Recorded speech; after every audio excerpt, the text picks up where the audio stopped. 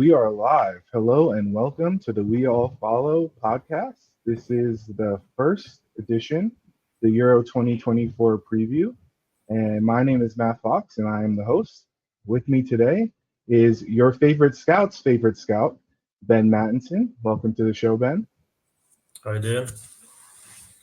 Next, we have Britain's hardest working networker, the man, the myth, the legend, Nigel Bratton. Yeah, welcome. And Good evening. Welcome, Nigel. And finally, we have the man who will fly you to your next European away day, Dobbo. Welcome, Dobbo. Hello.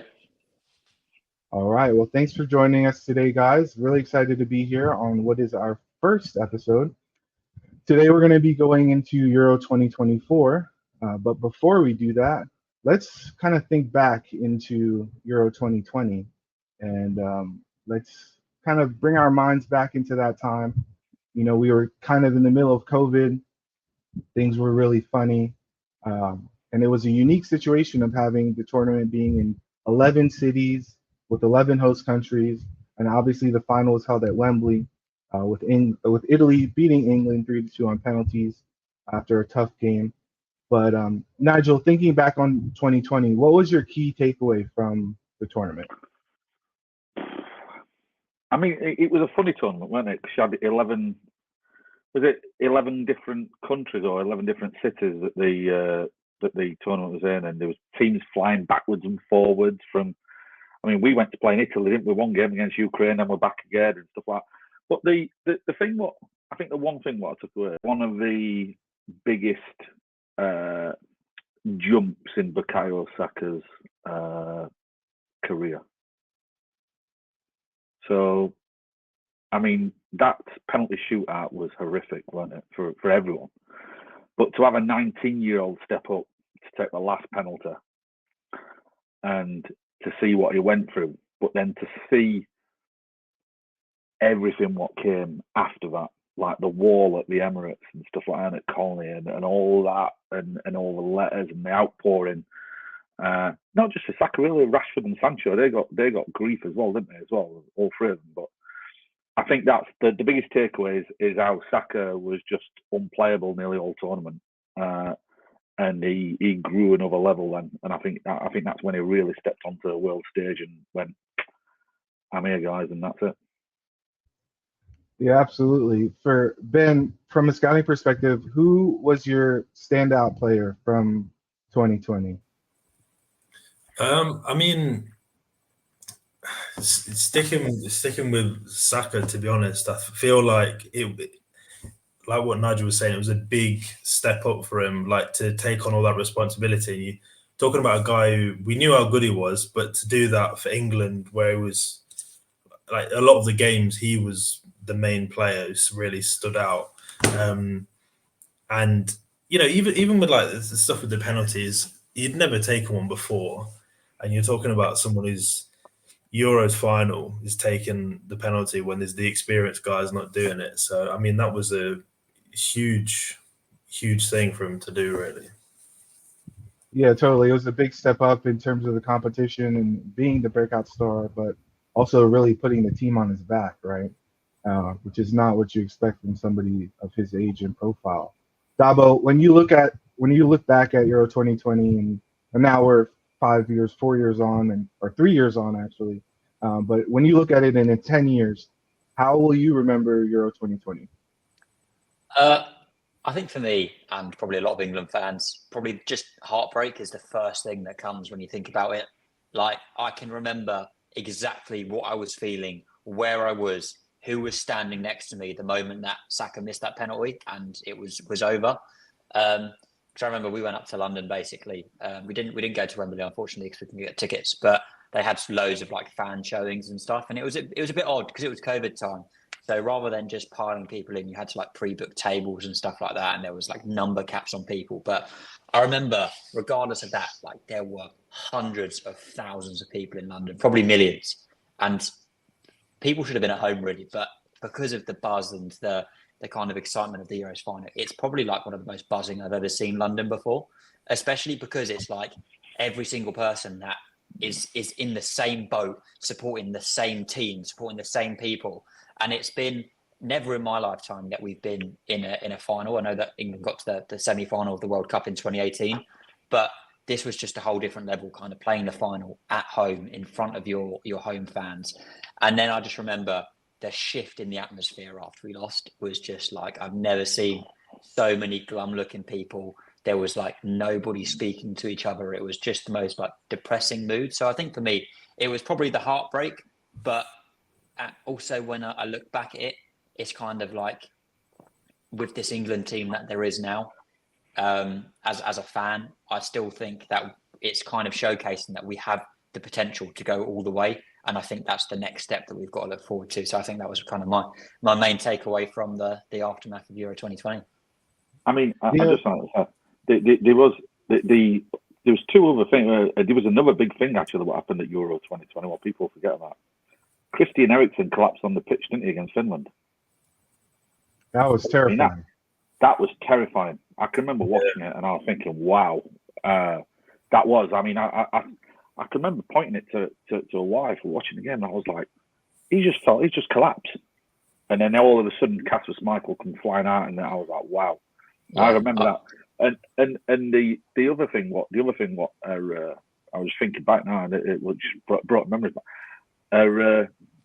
If I had to pick Bukayo Saka as like the biggest takeaway, the other takeaway I would have said is Italy probably had the best fullback that I'd seen in about 5 years playing for him, and then he got a horrendous knee injury. Was it in the semi or the quarters?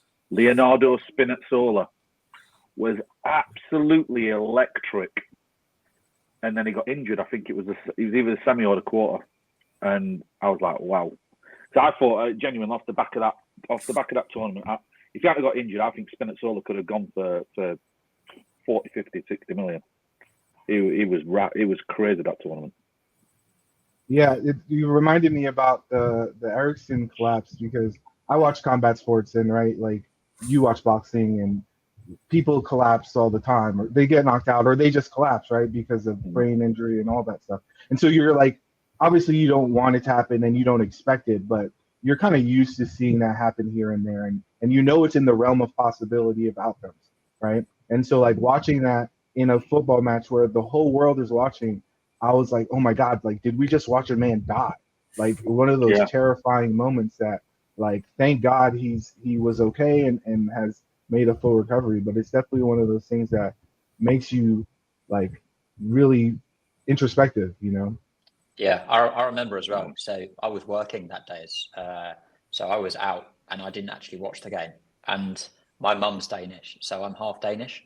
So obviously England and Denmark. And when it was England v Denmark, I can confirm I did support England because I was raised here. I grew up here.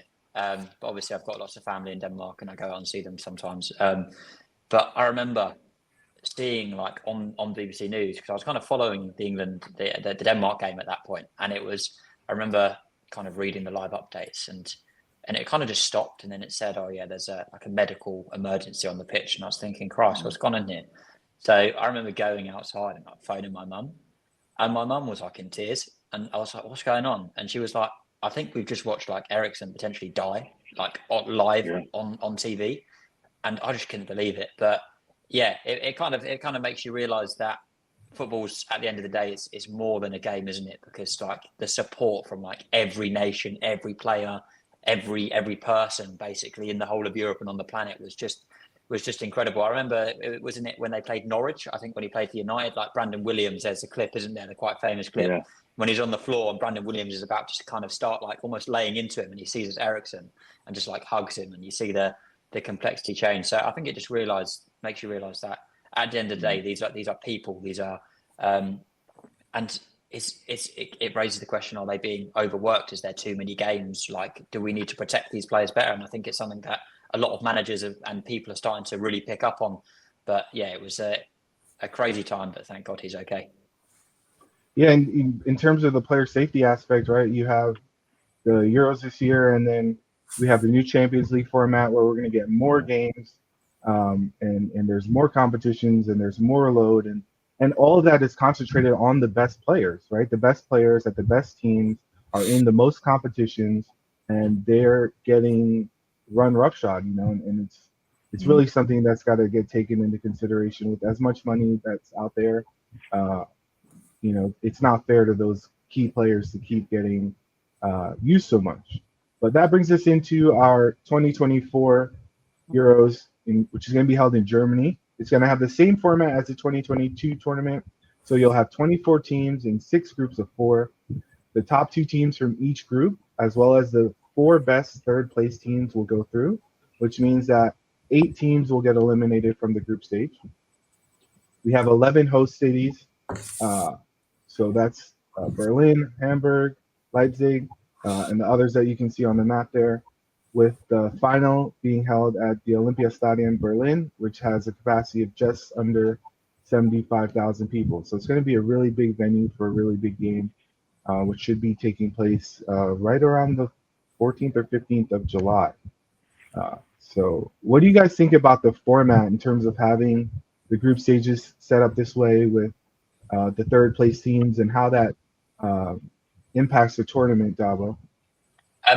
So I quite like it because it's one of those things where it can cause upsets, which we'll talk about later. And at the same time, there's jeopardy until the last group game, which is good because in a tournament, the knockouts are obviously really exciting. But the fact that there's jeopardy in every single group game, every single point matters, especially when you're those teams that are going to be on the fringes of 4th, potentially 3rd place. And every point in that 3rd place kind of really counts for something.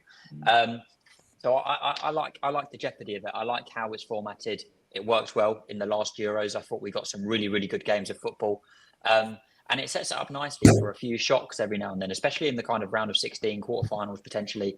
There's always a few shocks that come about because of the way that the games are set up once the group stage is complete. So I'm a big fan of it, and I like knockout football. I like knockout tournaments like the Euros and the World Cup, Copa America. It's always good because there's just so much football being played, and you can literally just sit there all day watching football, and it's amazing. So I'm quite a big fan. There's a lot of jeopardy, and I think it's the right format. Yeah, it's definitely nice that they have it increased so that more teams can qualify, because there are just so many countries and so many teams, right? And you don't want to see too many big teams sitting at home if you can avoid it, right? But having the groups, all of the group matches lasting until that final match day, right, makes for some really big potential upsets. So, Nigel, what is your surprise team to be eliminated during the group stage? Well, so there's some good group. I'm particularly looking forward to the Euros this year because for the first week of the Euros, I'm actually in France playing golf. So I'll get off the golf course. I'll be straight in the sports bar and I can just watch it all the way through. And the guy who owns the sports bar is Sebastian Fry, who used to play in golf for Palmer in France. So I'll be enjoying myself in Sebastian's company. So I think you can see the groups, and there was 3 groups mainly, but 2 groups really what stood out for me where there could be an upset.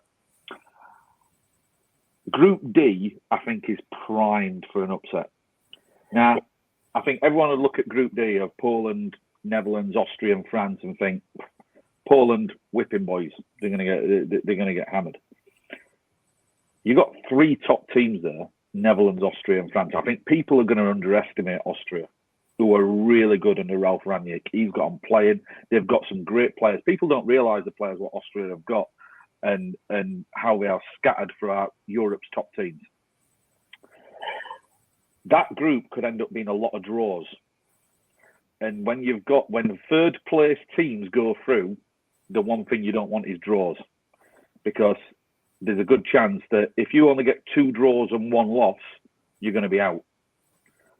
So I actually think that one of Netherlands, Austria, or France could be eliminated from Group D. I mean, it'd be a shock if it's France, because for France, for me, I think France should be the favourites. I think they've got the best all-round squad. They top to front, from front to back, they've got the best squad. The other group, what I thought might be a bit of a dodgy one, is Group B, which is Spain, Croatia, Italy, and Albania. Again, people look at that and think that Albania should get absolutely hammered. If you look at their games in qualifying, they're good. and they've got a good centre. The centre back is solid. They got Barrett Jim City, haven't they, in at centre back from Atalanta, who's captain. I'll tell you now, I think Albania could get some points there. And again, where only 4 of the 6 best third place teams will go through, you only need a couple of draws, and you could be in big trouble.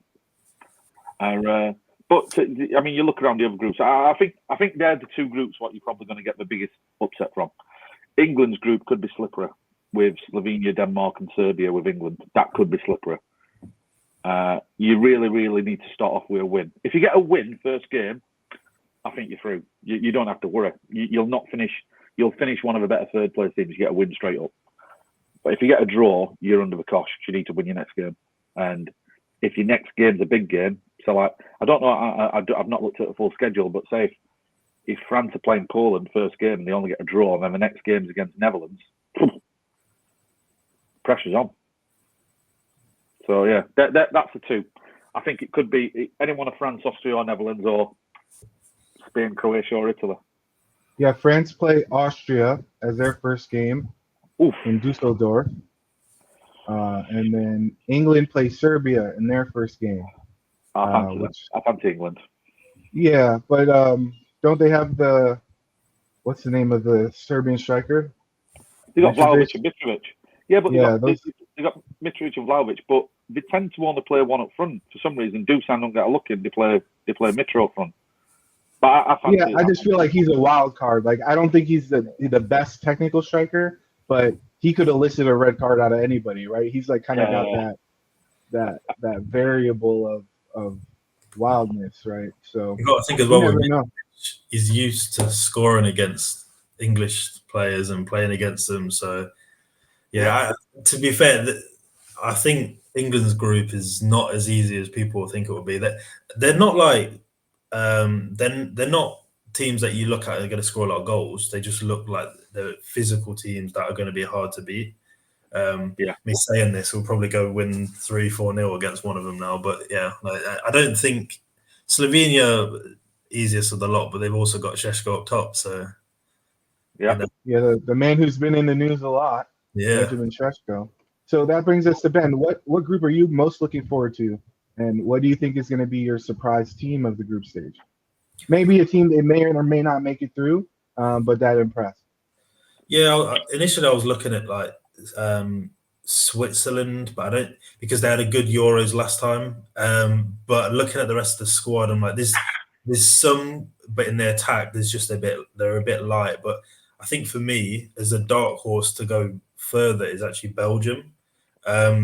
This is a bit more because the thing they obviously had the situation with Courtois and De Bruyne, and Courtois is not going to be in the team, so there's not that drama there. De Bruyne you've got as one of the main guys. Obviously they've got Trossard in the team as well as some of the more reliable goal scorer. They're quite a young team, so it could go either way. But obviously in midfield they've got guys like Onana, Vermeeren as well, who's been really impressive this season. Has obviously gone to Atletico, and then they've got guys like Carrasco and Bakayoko. Obviously we've seen Bakayoko in the Champions League.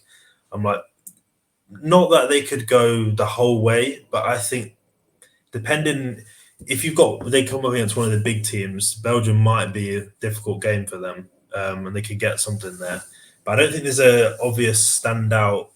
There's not an obvious standout for me in a lot of the groups. But yeah. I think it's interesting with Belgium, right? Because they do have a new manager.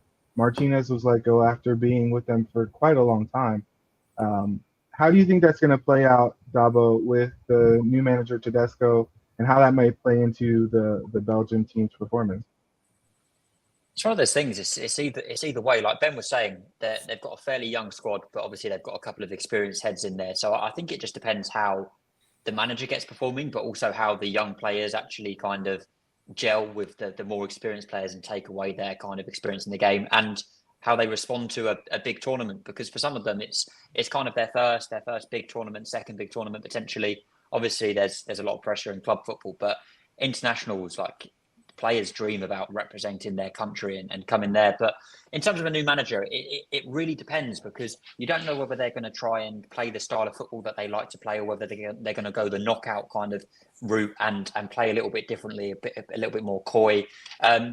So it honestly depends how it plays out. But I think once you have a kind of the first, second game played, you're starting to see how teams are going to be shaping up, how they're actually going to be trying to play. Are they going to try and take the games to teams? Are they going to play on the counter? Are they going to be defensive?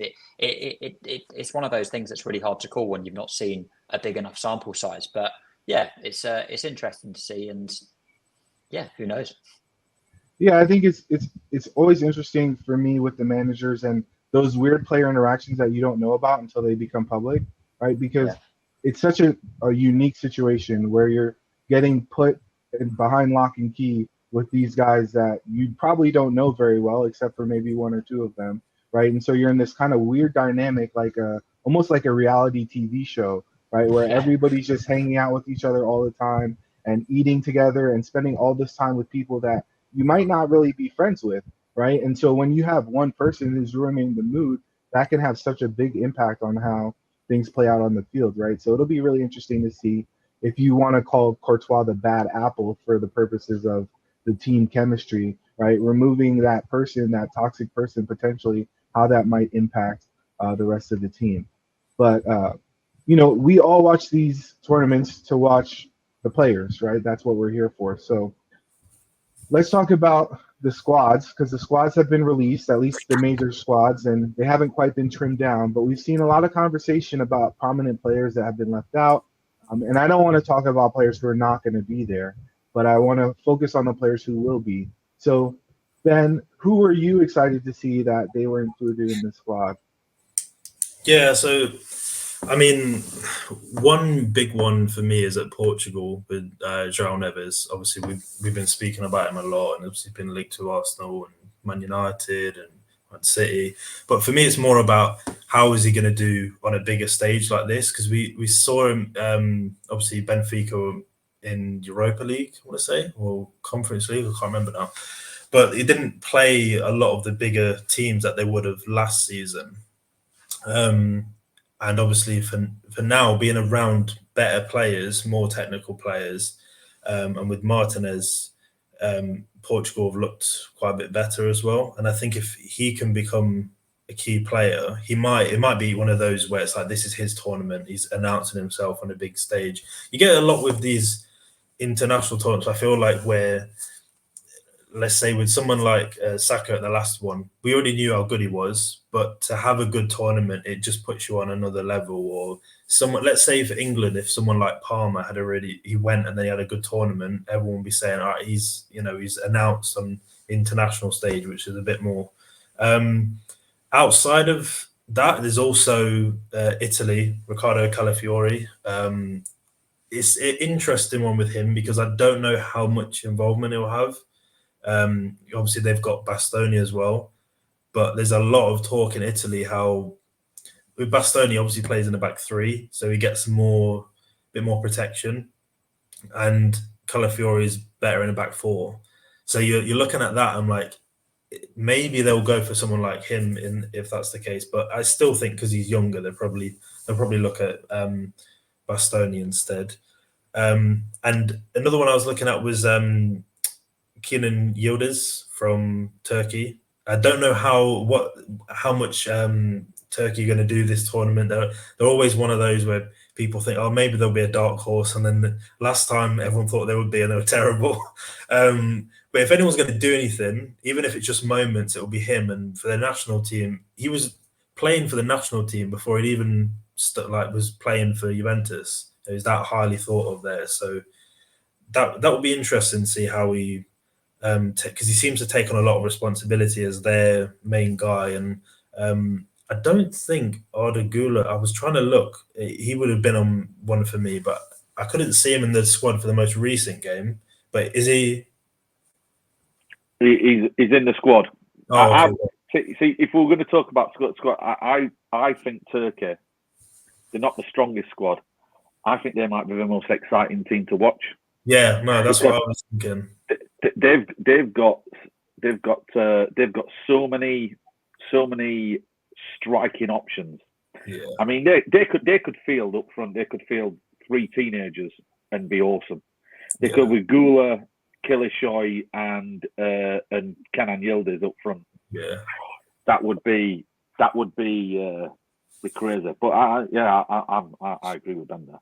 No, I think they've got Chan Uzun as well from Nuremberg as well that we've spoken about before. So I'm like, yeah, if they can get all of these guys playing, and they're all guys that could play across the front line, they could play all over, so it could be definitely interesting. 2 others I was just looking at with the group for England. So in terms of for England, who to look out for, and from the other teams, I think for Serbia, again, it's about how much involvement will they have, because there's been a lot going on with Serbia and some of these guys not playing. But there's both Lazar Samodzic and Ivan Ilic that are both in the Serie A and key players for their team. One's at Udinese, one's at Torino. And if they're the type of players that they could play for one of the big teams, but they've not quite made the step up. And for the teams that they're at, a lot like really defensive, so they're used to doing a lot of the dirty work as well. So I feel like if they're going to get anything, those are the type of creative midfielders that can create something out of nothing.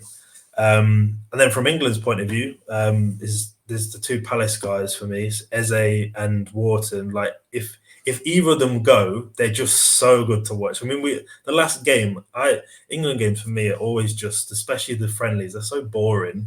So when you get someone who actually stands out and you're like, oh yeah, these guys are serious, I would like to see them go. I just doubt it personally. Southgate's unpredictable with selections and stuff, but if either of them go, is he predictable, or is he unpredictable, or is he very predictable? Well, I guess that's the point. Yeah, I think there's been some times when he's put someone in the squad and you're like, it's almost because you expect he wouldn't do it, and then he put someone in the squad and you're like, oh, like Mainu in the last one, and he played a bit, and everyone was like, he should be, but then he actually did it, so we're like, oh, okay. But yeah, but we'll see. But if any of them go and they play, they're going to raise their price if they're moving. That's one thing. Yeah, that's the next part, Nigel, there's a weird transfer window this year, right? It actually starts the day of the tournament, right? So the window opens technically the day the tournament starts, which we know that until you're knocked out, nobody's getting transferred anywhere, right? Because there might be injuries or all different kinds of stuff that happens. Players are focused on the games. So every year in every tournament, we have some player who gets a big move off of the back of it, right? We saw that with Enzo Fernandez at the last World Cup. So who do you think might be that big move, or who do you think's performance will change the trajectory of what kind of club is looking at them?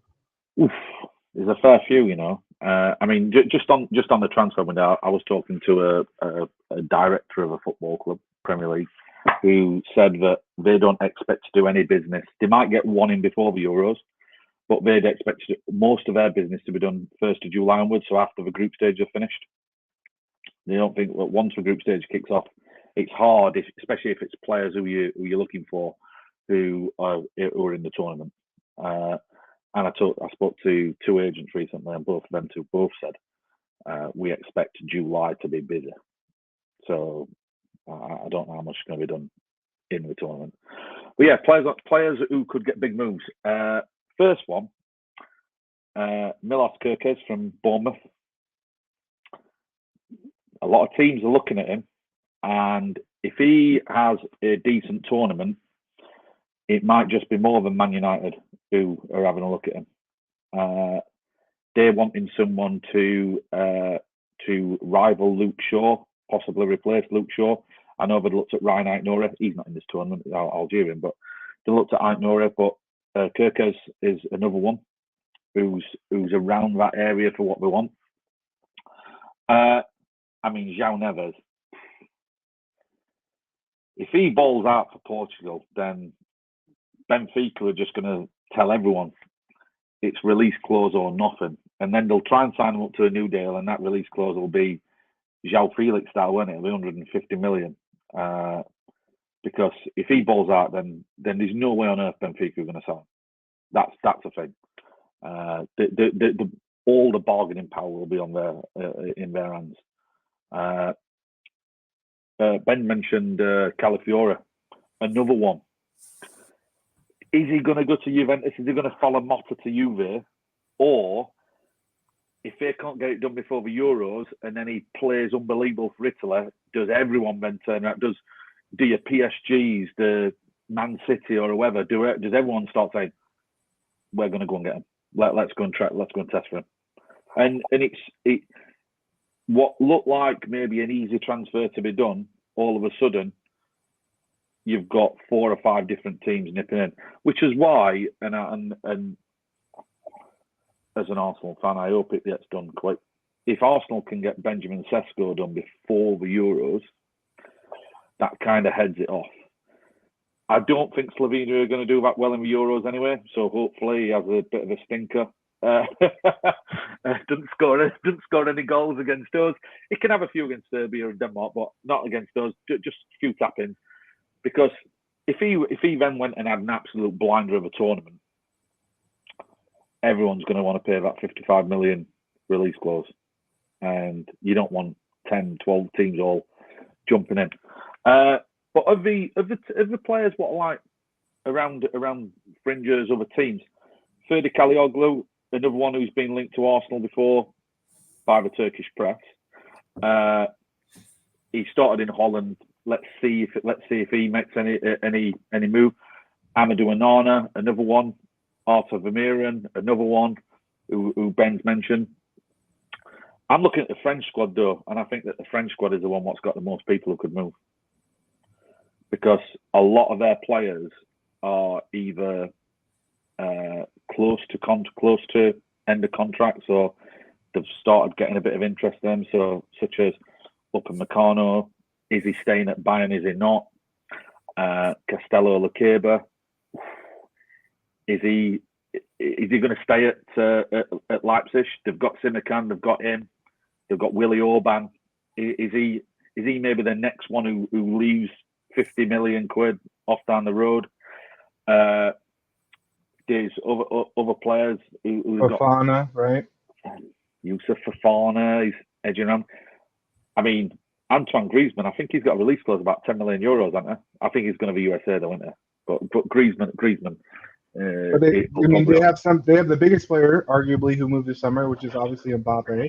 But they also have Rabiot, who's on a free, isn't he, this summer? Yeah. Mike Maignan, the goalie, might go. Honestly, France, the entire French squad, apart from William Saliba, he's the one who's staying. Everyone else could move. So yeah, honestly, this tournament could be a gold mine for some teams who've got players what could garner a lot of interest. It could be a gold mine, and that's the type of thing what you want, isn't it? Really, you want your teams who not necessarily spend millions and millions and millions. You want them to find that player, and then that player goes out and plays in the tournament, and absolutely has a blinder. I mean, the one who I think most people will watch will be Nico Williams, because everyone wants a winger. I think everyone will watch Williams for Spain, and everyone will say he's only got a 50 million release clause, but then it's who's going to pay his wages. But if he has a great tournament, he's not even guaranteed to start, is it? Because they're most likely to play Yamal and Olmo wide. So it's even if he gets in, but if he does get in, if he absolutely shines, are people then going to say, I'm not bothered what wages he's on, I'll go and buy him anyway? And that's how it could work out for some people. But then there's others who could lose the value, you know. Some people have bad tournaments and it tanks the value. Some people have had bad Premier League seasons and it tanks the value.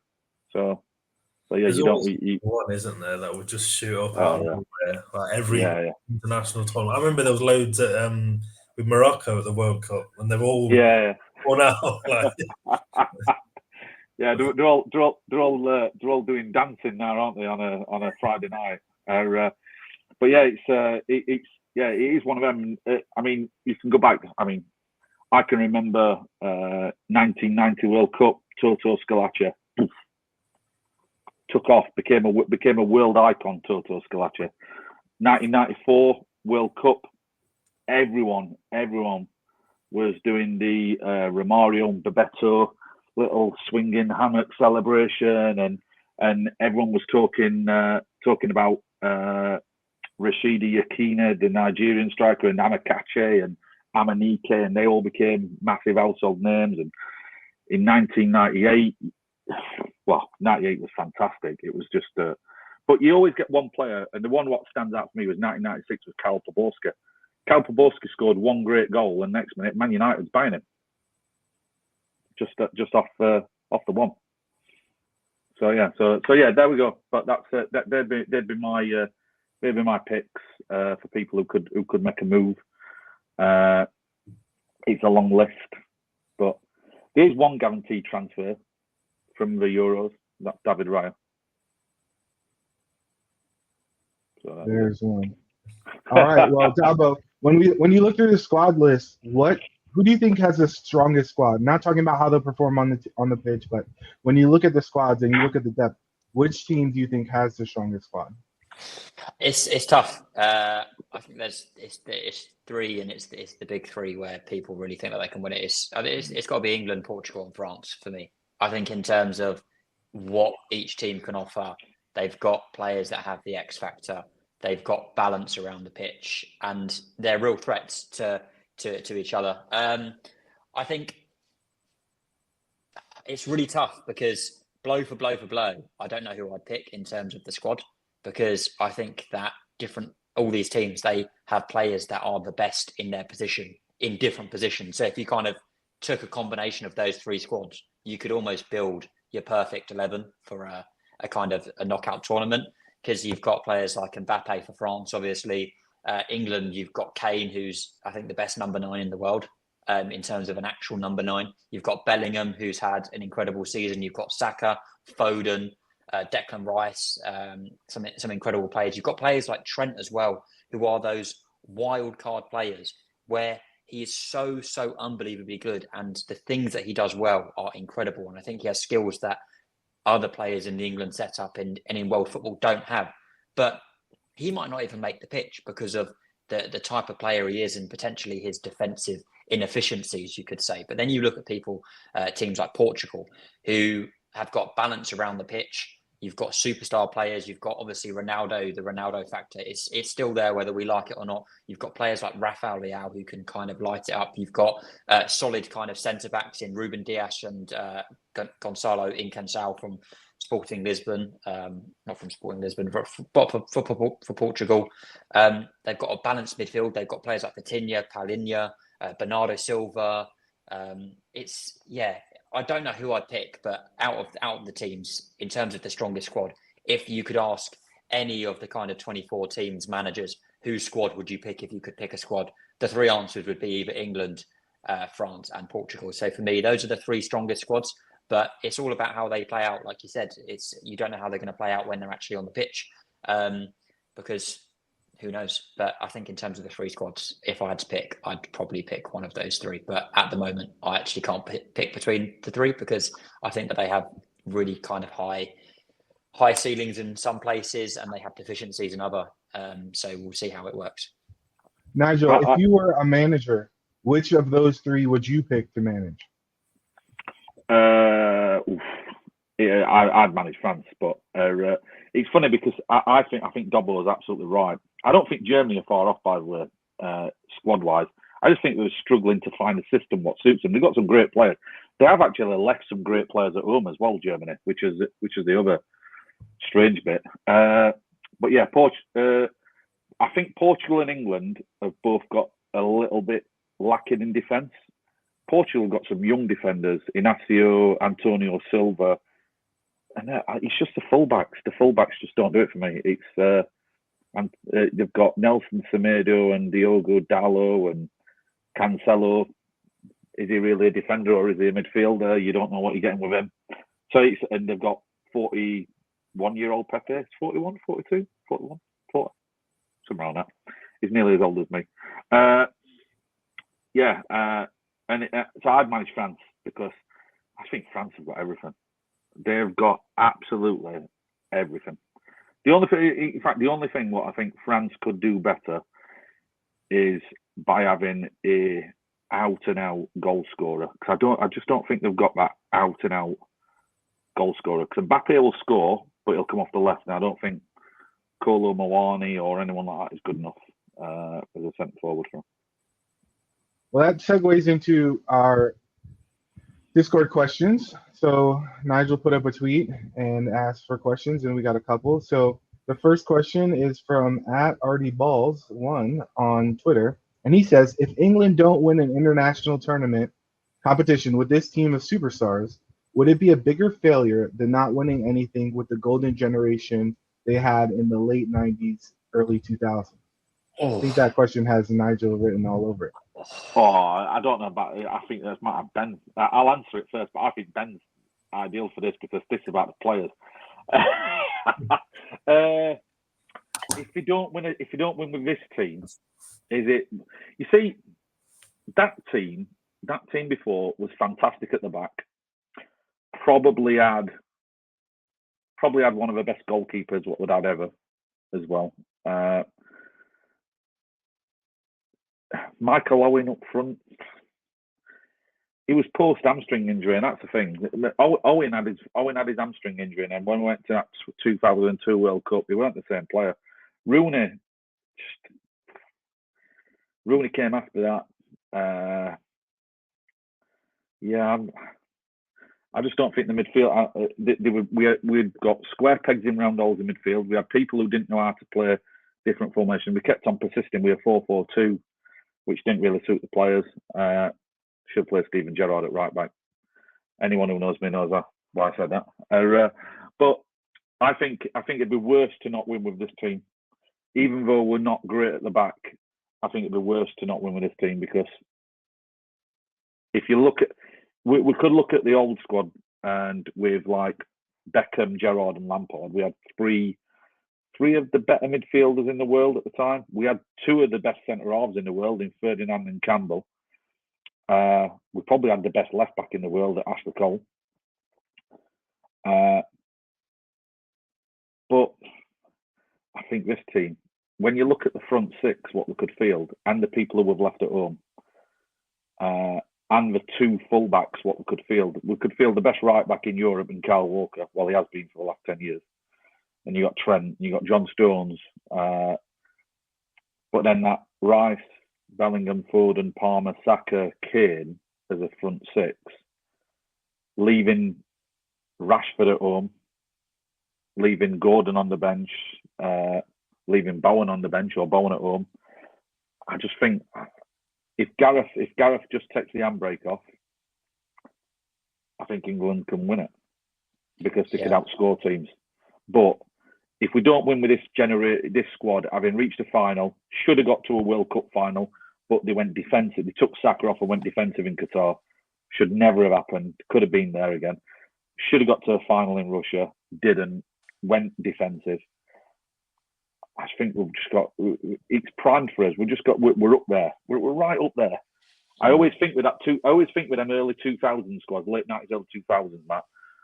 The only thing what does me is some of the teams around us were so good. Brazil, we were never going to beat Brazil. We probably wouldn't have beat Germany. France were fantastic. Henry, Vieira, Trezeguet, Perez, they were unbelievable. And then you had Spain coming up on the outside. And Italy, if you look at Italy, every decade, Italy win a trophy. Every decade, they win a trophy. They'll win one or the other. The Euros or a World Cup. And they did it in 2006, didn't they? They won Germany with a great team. So I think it'd be hot. We should win with this one. It'd hurt more because I think we've got more chance. Yeah, and I just want to back up Nigel's point that he made. I think he made a really good point in terms of the fact that we've come so close several times now.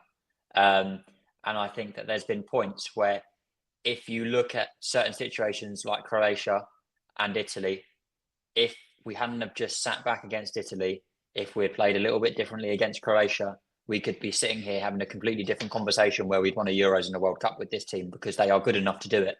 And I think in terms of the talent level, it is immense at the moment, and I think it's even better than the 2018 World Cup squad. I think it's better than the 2020 Euro squad, and I think it's better than the World Cup squad that we had, because these players are even further along their development, and the class players that we had in those previous tournaments are still here. You've still got a Kane who is still at the pinnacle of his powers, but you've got players like Foden, you've got players like Saka, you've got players like Rice, who have now developed into those players that we knew that they could be, and they're starting to not necessarily reach their ceilings, because there's probably levels that they can go up still, but they are now considered world-class players, and they are in those conversations. And there's a lot of players in that England team now where, if you were talking about position for position, maybe, like Nigel said, a couple of players in the defence in terms of the kind of centre-backs and the left-back, apart from that, and maybe the goalkeeper, you could name every single like an England player in every position that you could discuss that would be in that category of, if you said, name a top 3 or top 5 player in the world in this position, you would name an England player in those positions, apart from your 2 centre-backs, your left-back and your goalkeeper. Personally, I think so. I think the fact that we've come so close, the fact that we've got this much talent, I think if we don't use it and go on and win, I think it's going to be a waste, because I think as well we've learned from that golden generation. The problem with that golden generation was the egos as well in that dressing room. They discuss it, even like the players that were in that dressing room, they discuss it, and they said the problem is they hated each other from club football. But it's different now, because the players actually get on. Southgate, that's one thing that I think Southgate has done brilliantly, is kind of take the egos out of the dressing room, make the team a squad. The players get on with each other. The players like each other. And that plays such a big part on the football pitch in terms of just the on-field chemistry. Because if you've got that off-field chemistry, it's easier to build it on the field than if you have players that genuinely hate each other, because that ego is always there. There's that mental barrier. So we've taken that out of the golden generation, and we've actually improved it with this generation of footballers who are absolutely sensational. So, yeah, I think that it would be a failure if we don't win something with this generation. I think it'd be a bigger failure than the golden generation because of that. If we win with this generation, they become a golden generation, and it means that the previous one with a pyrite generation, it'll be fool's gold, won't it? Or was it silver? Yeah. But Ben, trust me, Ben will be able to. I think Ben would have a different take on it when it comes to the players. You think player wise, you think we're better, Ben? I think. I think the biggest thing is this squad has so many solutions. I think if you look at someone like the managers now that are all obsessed with like tactics, like really advanced tactics, and you go into games with different setups and styles. I think that's exactly the same with this England team. They have a solution for any game. If you need someone who's going to be a dog pressing from the front, you've got Gordon on the bench, or if you need a guy who's just going to get you goals from wide. We've got so many. These guys like Rashford not even getting in the squad, but if you look throughout the team, there's so many players who are like the best players at the team that they're already at. So obviously this season we've seen how Rice has adapted at Arsenal. Then we've seen Saka for a while take on all the responsibility at Arsenal. We've seen Palmer go over to Chelsea and now become their main guy. We've seen Foden come more central and be a key part of City, unfortunately, winning the league. Bellingham, for me, I've always thought that one of the biggest issues of England not winning internationally is not enough of them go abroad. It's not everything, obviously, because you look at the really good Italy teams or Spain more recently, they all played for the same team. But there's definitely that side where if you look at someone like Italy, we were saying that Nigel was saying how they win every decade. They've got people in the team that just know how to win. No matter what the game is, they can do all the dirty work. They can pull Saka down. They can, do little things like this.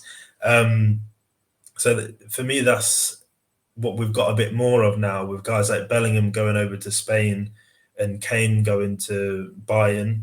I feel like it really helps them to be able to apply themselves against different styles of teams, like very different styles and different cultures.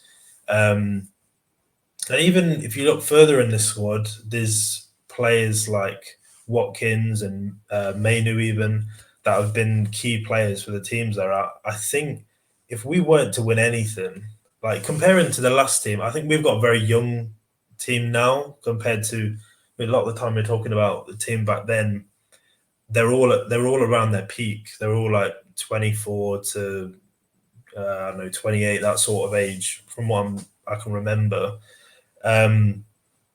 Compared to now, where they're all about to reach their peak and they've been playing together for a while, I think if you don't win this tournament, there's still another chance, but you have to be winning something. Like this, they're going too many tournaments now without, and like you said, they're getting so close every time.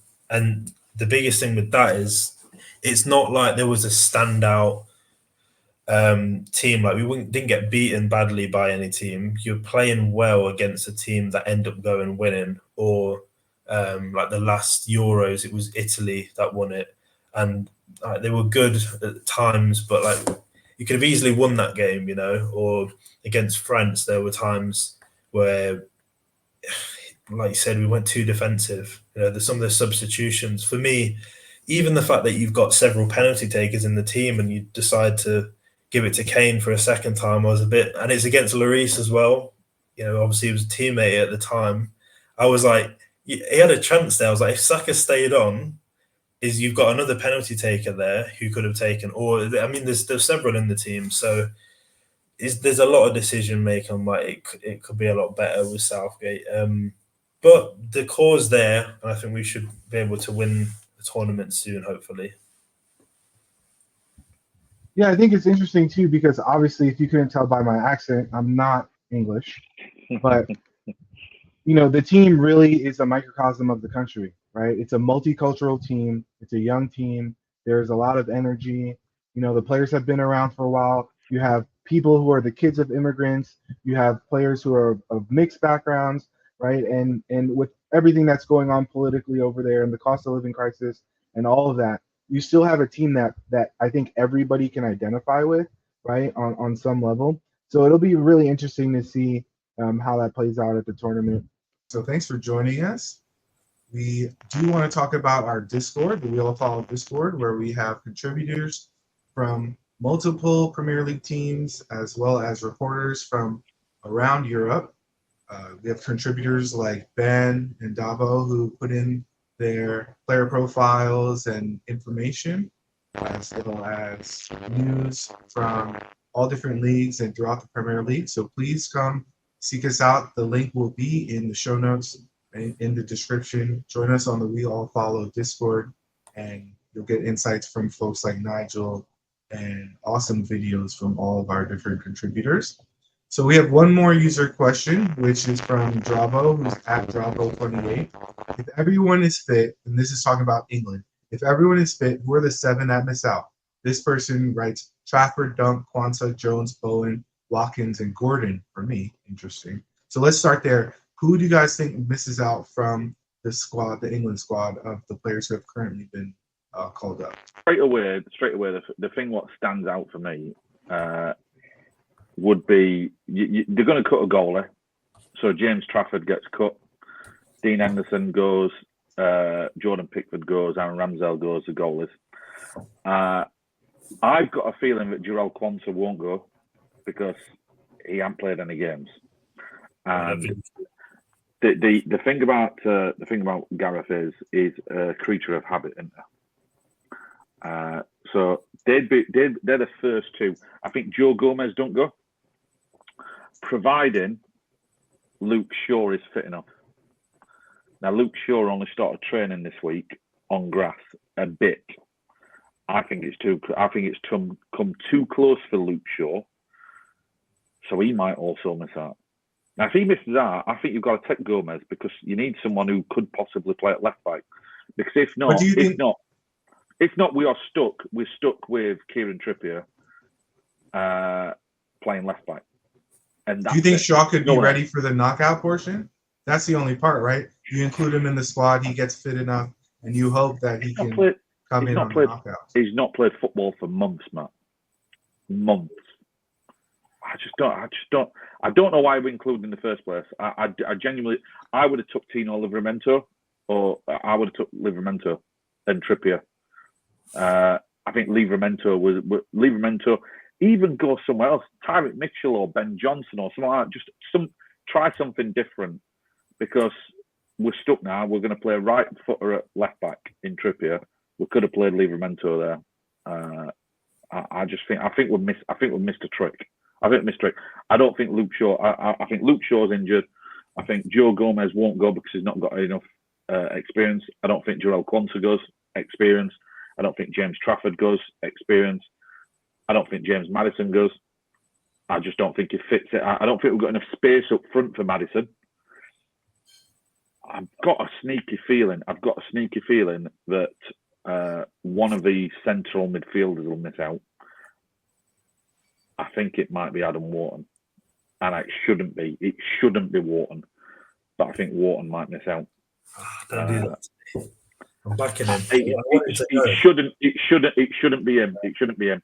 The one who shouldn't go, and it's awful to say it because I actually think he's been decent this year. I think the one who shouldn't go should be Conor Gallagher. I think you've got to take Mino and Wharton and leave Gallagher at home. But on the other side, I actually think he'll take Anthony Gordon definitely because we need pace on the left if we need it. I definitely think one of Bowen, Watkins, or Tony will miss out. I'd take Bowen and I'd take Watkins and I'd leave Tony at home because Tony's had an absolute stinker of the second half of the season. I think I would argue that Bowen's way more versatile than either of the other two, right? But even in terms of positionally, but I think Watkins' profile is a lot more versatile than Tony's. I think Watkins is the nearest we've got to Harry Kane, to be fair, in the squad. I think he's the nearest we've got to Kane. He's a centre forward who can drop deep and link play. That's not Tony's game, is it? I think Tony's more up there, and it depends if you want something different. But yeah, I think that the inexperienced players are the ones who get cut. Personally, I know that Maddison's not exactly inexperienced, but he would be one who I think would get cut because we've got too many players in that. Who's going to play there? Foden, Palmer. You could play Bowen central. We can end with Bellingham in there. You've got. Are you playing Minu as your six and Rice a bit further forward? Are you playing them together? Are we playing two holders? Are we playing 3-4? Are we playing 4 in the midfield? Are we playing 5? We don't even know. We don't know. We've got that. We're top ever. We're a top ever team, forward wise, and I think he'll cut. How many defenders did he take in this sample squad of 33? He take like 11 defenders or 12 defenders or something like that. It's crazy, isn't it? It though, because I feel like he's not. There's some of them defenders that haven't really got in the friendlies that should have been given a go. That we're looking at the left back situation, like there's no obvious answer, and there should have been trialed throughout the year. And even I think it's come a bit too early, but coming up from the Championship, you've got a guy at Ipswich, Davis. If he does well in the Premier League, maybe you then look at But I think in the current thing, there's only in the Premier League there's Mitchell and there's Doughty, and I just don't see them putting him in the team. I was just gonna say Ben, Alfie Doughty. Yeah, but he should really, but yeah, I mean that's when you see more of a use for someone like Tony or even Solanke, where that combination would work. But then that would mean Kane wouldn't be there. But yeah, but I mean that's the thing, and I know we're kind of veering off the question here, but why are we taking Lewis Dunk again? We've tried Dunk. He's not good enough. He's not good enough for England. Yeah. So let's leave him at home. Let's put Doughty in. Let's put Livramento in. Let's try something different and see if it works. Because unless you try, you'll never know, do you? I don't get it. Like I said, I don't get some of the decisions. But I mean, I love that we took Branthwaite. I think Branthwaite will make the squad. I think you need to take him. If I were going to pick a team to start, and I want them the strongest team, Henderson or Pickford or Ramsdale, you could pick either one in goal. Ramsdale's not played all season. Pickford finished second in the Golden Gloves, play him. I actually think Henderson on form is probably the best keeper out of the three from Christmas onwards. He's been unbelievable, Henderson at Palace. But I'd play Bramthwaite and Stones as a centre half partnership. I think that's probably our best centre half partnership in the squad. And then it's going to be Trippier and Walker, isn't it? You need him in there. Oh, Curtis Jones, he's the one who'll miss out in midfield. Yeah, he'll. For me, I've got him down as well. I was thinking Curtis Jones. If it was me, it would be him and Gallagher. But I think what you're saying about Wharton, I think he'll miss out and Gallagher will go, which is not the worst thing. I just think depending who we're taking, they're probably not going to play very much. So it's good experience for them to be around. And someone like Wharton, you're looking at him and Mainu as like they could be the guys the next tournament. So getting them in now would be good.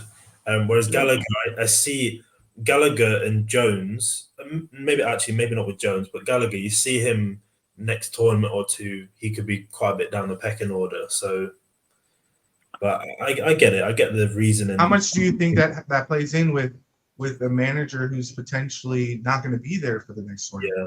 Right, and what's going to motivate him to include these younger players who he might not use? Like, do you bring all three of the Tony, Bowen, and Watkins and leave a younger player at home because you're like, hey, if I need an option and I need somebody off the bench, then I'm going to go to one of these guys I can trust, and that kid is a passenger. I think you're right there, Matt, and that's if we're chasing a game, you're leaving Kane on, you're leaving Saka on, aren't you? You're probably going to sacrifice. You'll leave one this time. You learn from the World Cup. You're probably going to sacrifice one of Palmer or Foden. I think you'll go for pace on one side, so you bring Gordon on. You maybe take off one of your fullbacks, Trippier, and go with three at the backs. Walker can play as a right centre back, and you bring on a second striker, so it's Watkins or Turner. I'm chasing the game. Yeah, I know. We said that we weren't going to talk about players who weren't there, but that whole situation is screaming for Ben White. Like you're late in the game. You need to take a player off. You want to switch to a back three. You have somebody who can play center back and right back. What do you think, Dobbo? Who's staying? Who's going home? So if it was purely down to me, this is not what I think Southgate is going to do because I think it's very different in terms of how we think. So obviously a goalkeeper's got to go. So I'm just looking at the squad list at the moment. So James Trafford's got to go because you're going to leave a goalkeeper behind and you take three.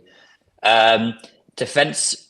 If it was down to me, I'd leave Harry Maguire at home because honestly, he doesn't get into my 11 as an England manager. I guess he has certain qualities, but he just, for me, no. I know he's been good for England in the past, but I think we need to get past this kind of pragmatic approach and this dogmatic approach of just picking the same people because they played before and they performed well. Maguire, I don't think he's an awful player, but I just think there's better options. And I think, especially in terms of the England squad that we can build and the players that are going to be there for a long time, I think that he shouldn't be there. I'd leave Jarell Quansah at home, even though I do rate him. I think he's good. I just think that I'd pick others above him at the moment. Conor Gallagher, I agree with that. I think that we need the other profiles in midfield. I'd much rather bring Adam Wharton and obviously Kobe Mainu. I really rate them. And I think that they are those sorts of players that if given the opportunity, they are good enough to take the opportunity and kind of perform on the big stage. Another midfielder that I'd leave at home is Curtis Jones, just because I don't see where the playing time is. And at the same time, he's not really the sort of guy that I'd bring on to change a game personally. And then up front, I'd leave Ivan Toney at home because I think we've got Harry Kane, who is the best number 9 in the world. And Toney, what he does will try and be what Kane does better. And Ollie Watkins, I like And when you actually look at him, he's one of those players that has overperformed his XG this season quite by a fairly decent amount. So if you need someone to grab a goal and you think there's only going to be one chance, Ollie Watkins is a decent option to have there. And then the seventh player that I'd leave at home is James Maddison, because he's been crap. No more than that. But yeah, so they're the seven that I'd leave at home. Fair enough. And to the second part of Dobbo's question, if Southgate steps down, then there's rumors about where he might be going, places in the greater Manchester area where 19 out of the 20 Premier League referees are from. But who do you think would step in to replace Southgate, or who would you want to replace? I'm gonna speak about my outside shout first, right? So you want a guy, you want a better manager, firstly. You want attacking, exciting football, but someone who knows all of the players. And there's someone that comes to mind who is going to have a bit of a break before the next tournament. That's Jurgen Klopp. Bring him in. Bring in a guy who's going to be able to get the best out of what we already have. And he knows everyone there. He's going to. I can just picture him as the England manager. It's more entertaining. I think he'll try to bring in Martinelli. That's the only thing that maybe. Yeah, he'll try and find his distant relative, whatever. But no, I think he's someone that he was talking about burning out and being more available for his family, and like I get his whole reasoning. But that's why I think an international job might actually be better, because it's a lot less full on. You know, they're going to games more on like almost like a scouting basis, and it's not as intense at all. You're not talking about like a title race or anything like that. And he's someone who's a very good communicator with the media, and obviously he has his stuff that he comes out with. But yeah, anyways, apart from that, if we're going down the English route, there's the two for me where I'm like, I really like Gary O'Neill. I think it might be too early though. I think he's probably someone who's got a lot of ambitions to stay, to work up the Premier League and for his own reputation, do a bit more first. But I think he could get the best out of a lot of players. And you look at a lot of the guys we've got, they need the space to run into. We could be really good on like transitions with some of the guys that we've got. And that's exactly what he does, really high intensity stuff. So, but I think the obvious one is Potter. I think like we've spoken about him before. The interesting thing with him, we were talking about with Southgate, he just kind of sticks with the same thing, whereas Potter was known for constantly changing everything. And I think with that, you'll start to give more guys a chance. They'll start to get to learn how to play together better. And create more of a system. But it just depends with someone like him. Is it going to be too much? Does he need more time with the players for that to really work? I don't know. But the biggest issue with a lot of these guys, with someone like Southgate, is going to be more defensive. I get why you'd have Maguire in the squad because he's good at that defensive thing. And then someone like Dunk, I don't think is the best defensively, but he's very good on the ball. So someone like Dunk in Southgate's squad, to me, doesn't make sense. But Dunk in a more possession-heavy style makes a lot of sense to me. So then suddenly you start looking at the squad that we've got now quite differently, and a lot more players become more useful. Or, you look at someone like Konsa, for example. We're talking about Ben White. He's his direct competition. It's a very similar type of role where he plays right back / right centre back sort of hybrid. And with someone like him, you can imagine him getting the best out of the more technical players. We've got loads of players that could kind of play wide or could play as a 10, like your Fodens, Saka, Eze, Palmer, these type of guys. So I can imagine a lot of them doing really well. So yeah, I think he would be the natural option. Nigel, I know you have you may or may not have some information on who will be England's next manager, but the question to you is, who would you pick to be England's next manager? Who I'd pick, anyway, it probably will be, might be completely different. So I was told that Graham Potter was nailed on to be England manager if Southgate stepped down. Steve Cooper's been there, you know. He's around the fringes. He's someone who's managed the under 17s, under 18s. Steve Cooper managed. He had Smith Rowe and all that, didn't he? Yeah, under 20 in his team. Yeah. He did well, didn't they? They won the Toulon, didn't they, or something like that, or one of the tournaments anyway. Ben was great. I thought Klopp was a great shout, you know.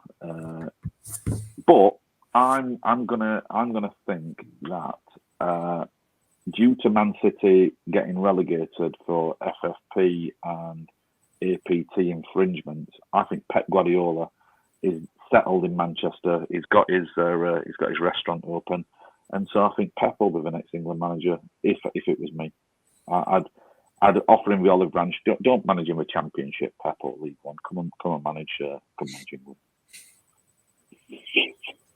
Dobbo, who do you got, brother? Yeah, I'm very easy. You need a generational manager to go with some of the generational talents and players that we have. So for me, it has to be Pep Guardiola. You've got to do everything in your power to get Pep Guardiola, because he's a manager that everywhere he's been, he's done it. And no matter what you think about Man City's position as a club and what might happen with the 115 charges, as a manager, he is one of the best, if not the best, the game has ever seen. And I don't think anyone can really argue with that.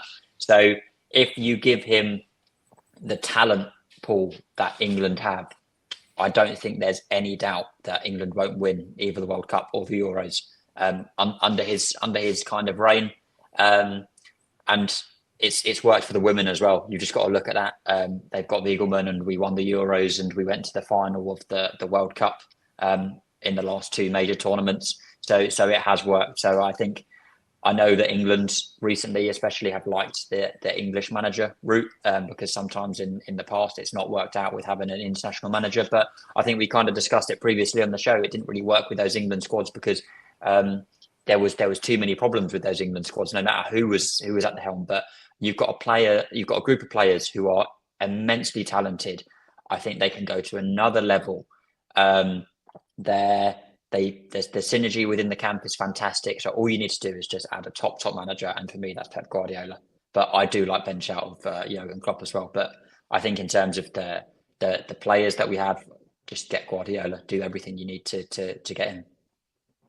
Yeah, I think that's, you're talking about two of the best managers in the game, right? So if they're available, I think it's a no-brainer. I do think that the Steve Cooper angle is a little underrated. You have somebody, Nigel, as you know, these are organizations, right? And in organizations, I had somebody once told me organizations are administered by people, right? And so when you have somebody who's been in this organization, who knows the people, who people feel comfortable with, you have somebody who the players feel comfortable with, who knows how the pyramid is set up. Steve Cooper, I think, would be a good fit. I don't know if he's like the best manager, but I think if you're looking at somebody in Southgate who came up the levels within the England setup, right? Like he didn't have any major jobs before he got the England job.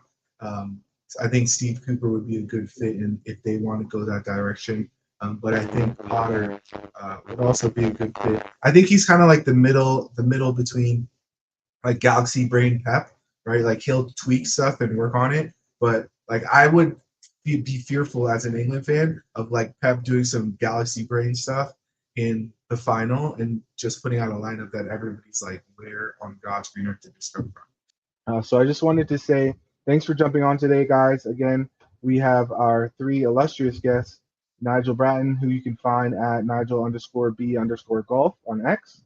Thanks, Nigel. Thank you. We have Ben Mattinson, your favorite scout's favorite scout, at Ben_Mattinson_ on X. And finally, we have Dobbo at Dobbo0107. So Thanks everybody for joining. Again, my name is Matt Fox. You can find me on X at